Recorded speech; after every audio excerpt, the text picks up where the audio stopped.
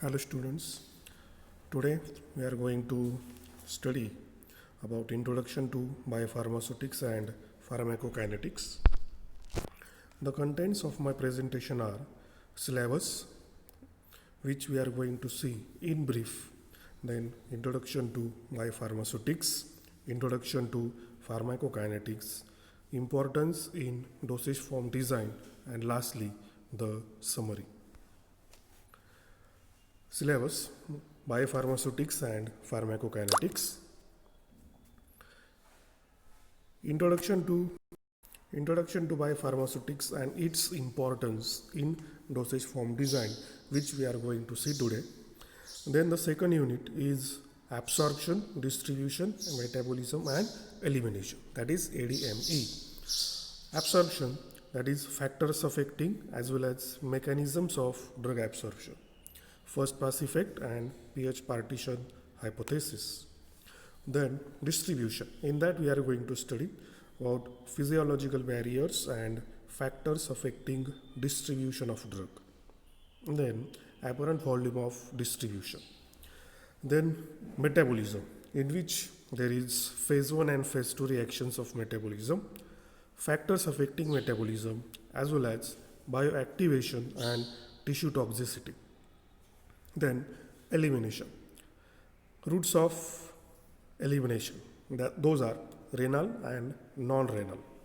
Then factors affecting elimination, and last the clearance concept. Then we are going to see about compartment models, which contains introduction to compartmental and non-compartmental analysis, concepts and their importance in the study of pharmacokinetics. Then one compartment open model, in which we are going to assess various pharmacokinetic parameters from plasma as well as urine data after IV bolus, IV infusion and IV injection with loading dose and oral administration.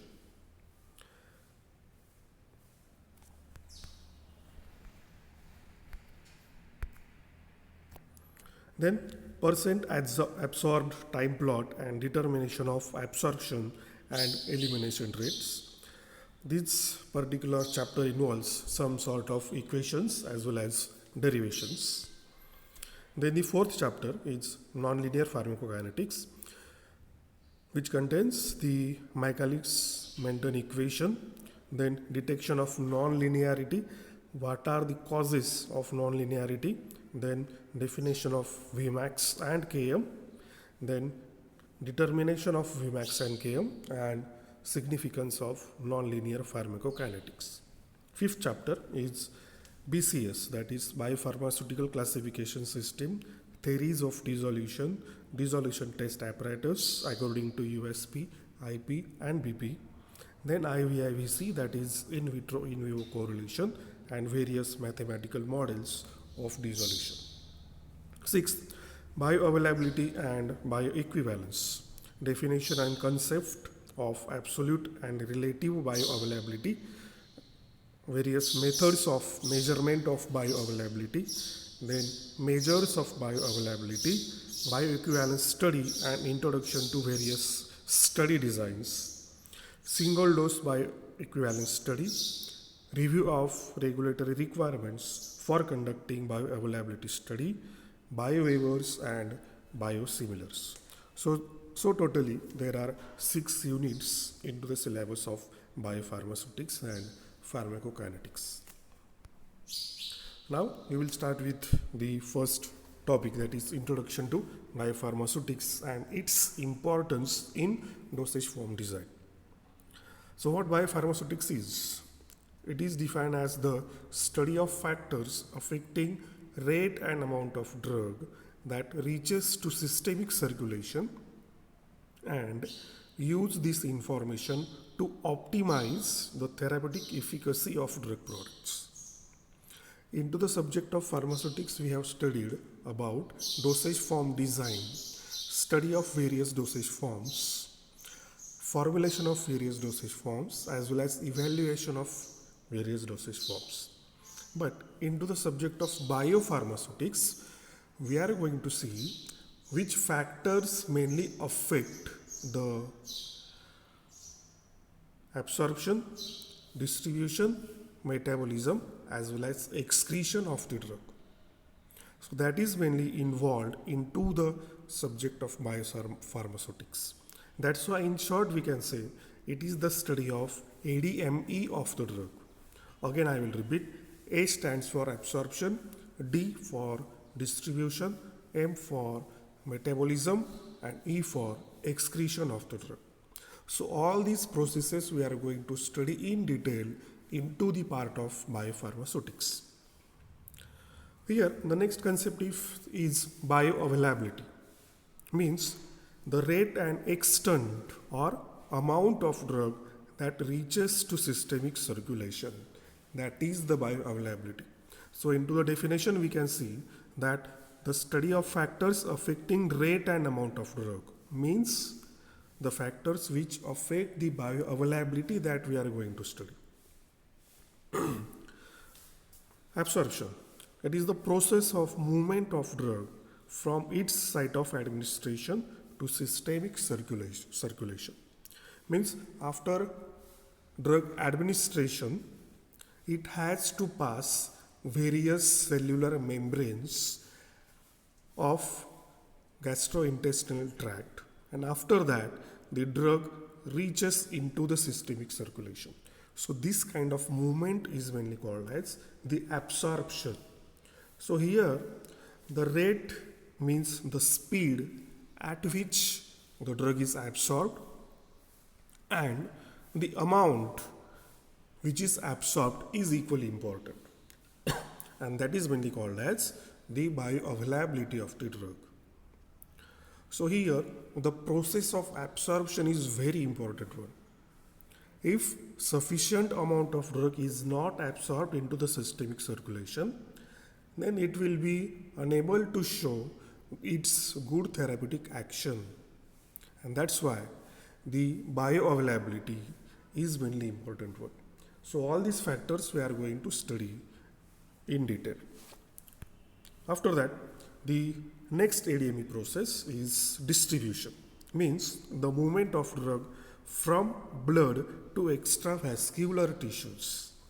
Means after the drug is absorbed into the systemic circulation, mainly into the blood, it will pass or it will move to various extravascular tissues according to its affinity. So this process is the distribution. After that, the metabolism. It is also called as biotransformation, means the chemical conversion of drug from one chemical form to another chemical form. There are various organs of metabolism in which the drug get metabolized. It may be either converted into its active form or inactive form to show its therapeutic action as well as pharmacological action. Then the next process is excretion. It is the process whereby drugs and their metabolites are transferred from internal to external environment. Means it is the exit of drug from the body by various routes of excretion. Those are either renal or non-renal. So that is mainly done into the excretion. So these processes are mainly studied into the subject of biopharmaceutics. Then the next part is pharmacokinetics. Here the kinetics means the rate or the speed with which the particular reaction mainly proceeds.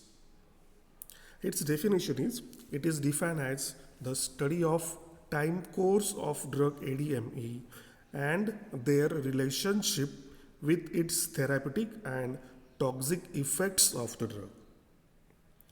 It is also called as KADME, where K stands for the kinetics, means at what rate the process of absorption takes place, at what rate the process of distribution takes place, and many more. So likewise, the rate of all these processes is equally important one. Okay, so the rate is mainly studied into the subject of pharmacokinetics. So, pharmacokinetics is the study of time course of drug ADME and their relationship with its therapeutic and toxic effects of the drug. Simply speaking, the pharmacokinetics is the kinetics of ADME.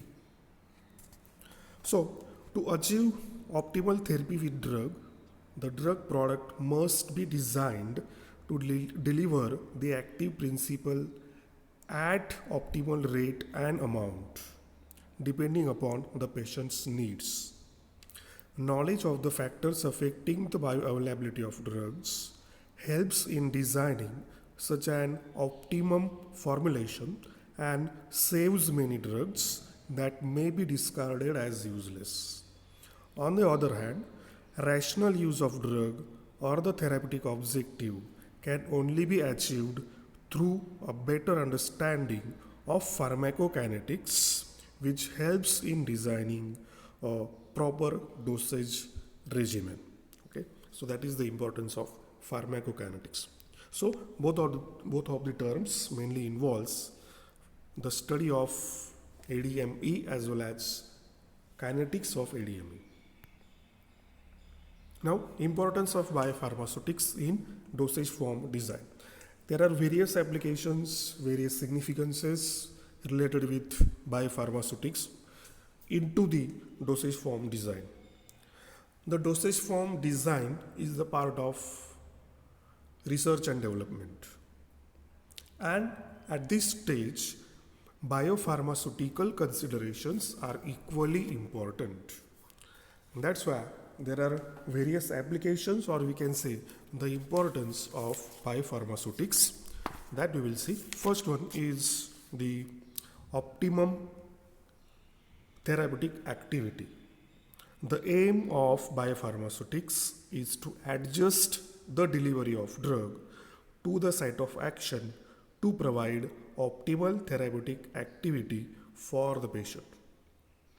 It links physical and chemical properties of drug and its dosage form to their clinical performance in vivo. The design, formulation and manufacturing process of a dosage form require a thorough understanding of biopharmaceutics principles of drug delivery. So, in designing or in order to get the optimum therapeutic activity, the biopharmaceutic principles into the drug delivery are mainly important one. The main objective is to achieve the optimum therapeutic activity, and that mainly depends upon the study of biopharmaceutics. Next, various pharmaceutical factors. As we have already discussed that the biopharmaceutics means the study of factors affecting ADME. So those factors can be the pharmaceutical factors. So pharmaceutical considerations in the design of dosage form to deliver the drug with desired bioavailability characteristics and therapeutic objectives include physicochemical properties of drug, then finished dosage form, the nature of excipients, manufacturing process, and method and route of administration. So all these pharmaceutical factors are mainly studied, and depending upon these, the design of dosage form is mainly done. So all these pharmaceutical factors are equally important in dosage form design. Then determination of dose of the drug. It is very important, we can say, application of biopharmaceutics, because the dose determination does not only involve the dose calculation. Here, various factors are mainly taken into consideration while determining the dose of the drug initially. So that's why biopharmaceutics considerations often determine the ultimate dose of a drug in dosage form. For example, The quantity of locally acting drug in a topical dosage form such as ointment is often expressed in concentration or as a percentage of active drug in the formulation. For example, 0.5% weight by weight hydrocortisone ointment. So the amount of drug applied is not specified because the concentration of drug at the active site relates to the pharmacodynamic action. In contrast, the quantity of systemically active drug in the dosage form such as tablet is expressed as milligrams. So in this case, the dose is based upon amount of drug that is absorbed systemically and dissolved in an apparent volume of distribution to produce the desired drug concentration at the target site. And that's why the dose determination is mainly done on the basis of biopharmaceutics consideration. Next, the route of administration. Each route of administration has special biopharmaceutics considerations in dosage form design. For example, an ophthalmic preparation may require special biopharmaceutics considerations such as appropriate pH, isotonicity, local irritation to the cornea, draining by the tears, and concern for systemic drug absorption. So here the bioavailability mainly varies according to the route of administration. For example, the bioavailability of drug administered in the form of IV route is 100% because there is no step of absorption. Drug directly enters into the systemic circulation. After that, the bioavailability of the drug administered by extravascular route is not up to the 100% because there are various factors, various processes which mainly occur after administration of drug by extravascular route, mainly oral route. And that's why the study of the bioavailability according to various routes of administration is equally important one. And that is mainly studied into the subject of biopharmaceutics. Okay, so this is also one of the important aspect to be considered into the dosage form design. Next, topical dosage form. Here, the biopharmaceutics studies must be performed to ensure that the dosage form does not irritate, does not cause an allergic response or allow systemic drug absorption from topical dosage form. So, as we have already studied into the previous slide, that the route of administration is mainly affected by the dosage form design, and biopharmaceutic consideration are mainly equally important. Then IVIVC, that is in vitro in vivo correlationship. It plays an important role in establishing a link between in vivo dosage form performance such as bioavailability, onset of action to the dosage form manufacturing process parameters and drug excipients properties such as tablet hardness and disintegrants. Here, the both in vitro dissolution test and in vivo methods, that is bioavailability, are used to evaluate a dosage form quality and its performance.